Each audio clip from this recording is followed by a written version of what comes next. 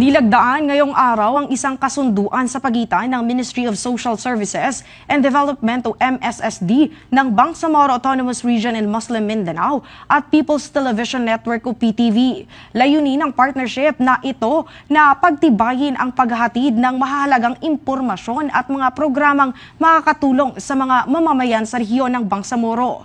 Ang detalye sa report ni Trisha Aragon ng PTV Cotabato Regional Center. Live, Trisha! Yes, Regine, formal lang pinagtibay ang isang mahalagang hakbang para sa mas pinalawak na paghahatid ng impormasyon at mga programang pamalaang Bangsamoro sa pamamagitan ng Memorandum of Agreement at pinirmahan na sa pagitan ng Ministry of Social Services and Development at People's Television Network.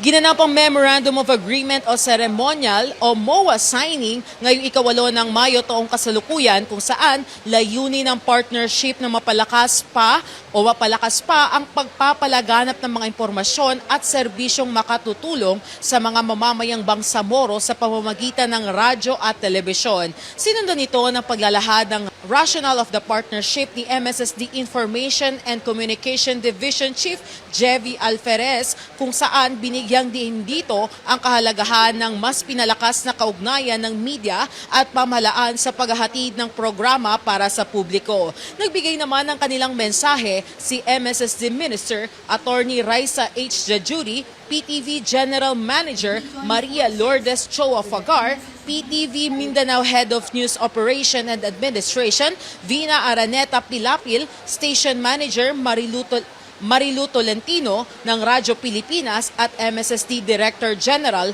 Attorney Muhammad Muqtadir A. Estrella. Formal namang nilagdaan ng mga kinatawan ng MSSD at PTV ang Memorandum of Agreement bilang simbolo ng mas pinatatag na kooperasyon sa pagitan ng dalawang ahensya. By signing the MOA today, we reach out to a bigger world with a view of expanding our horizon. In doing so, our program, Bangsamoro Muna, MSSD at Your Service, will have the backing of the Philippine government's People's Television Network, PTV Davao, using its Facebook page with 604,000 followers and its YouTube channel with almost 20,000 subscribers.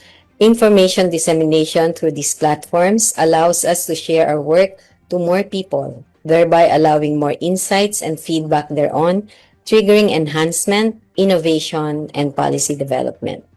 Today is a significant milestone in our journey towards a more informed and inclusive nation. On behalf of the People's Television Network, it is my distinct honor to enter into this partnership with the Ministry of Social Services and Development of the Bangsamoro Autonomous Region in Muslim Mindanao. Today is a meaningful milestone for both MSSD BARM and PTV. Around 4 months ago, when your team visited our Mindanao Media Hub in Davao City, our initial talks about collaboration began. At that time, we shared ideas, explored possibilities, and discussed how we could work together to better serve the people through responsible and meaningful broadcasting. Inaasahan naman na magbubunga ang nasabing partnership ng mas epektibong paghahatid ng mga balita, impormasyon at mga programang makatutulong sa mga mamamayan sa rehiyon ng Bangsamoro. Live mula dito sa MSSD BARM, Trisha Aragon para sa Pambansang TV sa Bagong Pilipinas.